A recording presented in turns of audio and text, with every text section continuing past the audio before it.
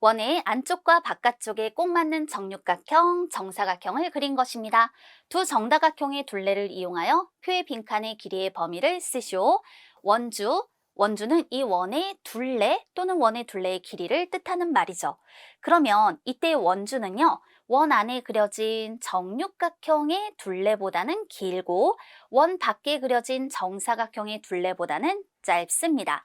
그럼 원 안에 그려진 이 정육각형을 놓고 생각해 볼게요. 이때 이렇게 보조선을 좀 그어 볼까요? 그랬더니 자, 여기 이 360도가 6등분이 되는 거잖아요. 따라서 이렇게 요 각의 크기 60도가 되는 거예요. 그리고 이 삼각형에서 요 두 변은 원의 반지름으로 길이가 같죠. 이등변 삼각형이네요. 그럼 두 밑각의 크기가 같아야 해요. 삼각형 세 각의 크기와 180도에서 60도를 뺀 것을 2로 나누니 요 각각의 각의 크기가 60도, 60도로 표현이 되겠죠.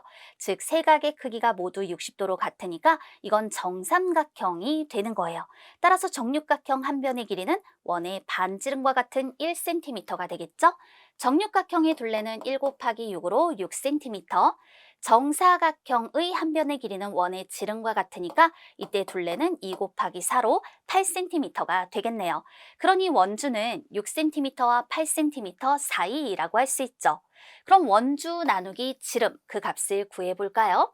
6을 지름이 지금 2cm니까 2로 나누면 3, 또 8을 2로 나누면 4. 따라서 3cm와 4cm 사이라고 할 수 있겠습니다.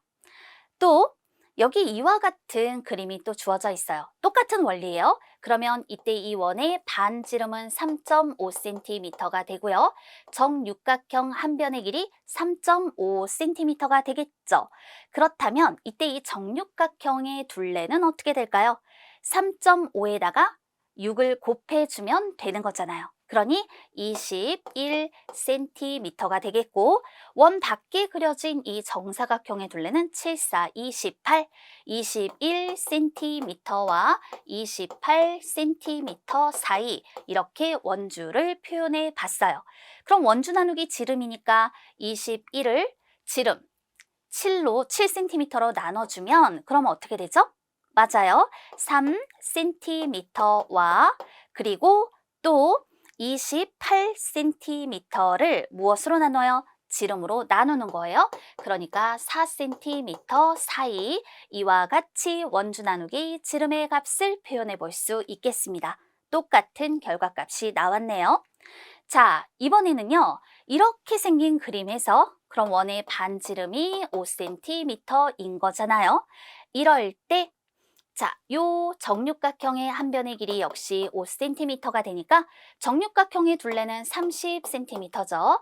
따라서 30cm와 정사각형의 둘레는 40cm니까 원주는 이 사이에 있다라고 할 수 있어요.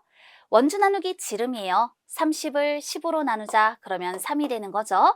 그래서 3cm와 그리고 40cm를 10cm로 나누니까 이렇게 4cm 사이라고 표현해 볼 수 있겠습니다. 역시 그 결과값이 같네요. 그 다음 이와 같이 생긴 것도 볼게요.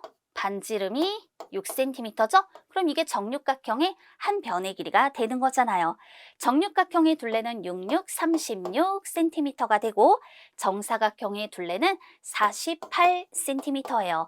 따라서 36cm와 48cm 사이라고 할 수 있죠.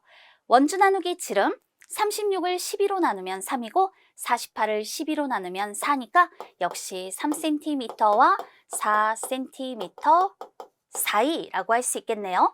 원주 나누기 지름의 값이 역시 같게 표현되는 걸 알 수 있어요.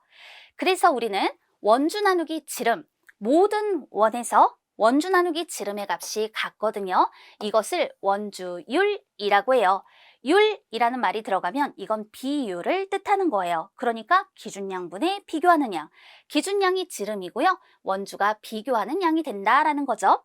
그렇담 원의 크기와 관계없이 이때 이 원주율은요. 원주와 지름의 비율이라고 할 수 있어요. 원주와 지름의 비율 따라서 원주 나누기 지름으로 그 값은 일정하다, 원주율은 일정하다라는 것을 기억해 둡시다.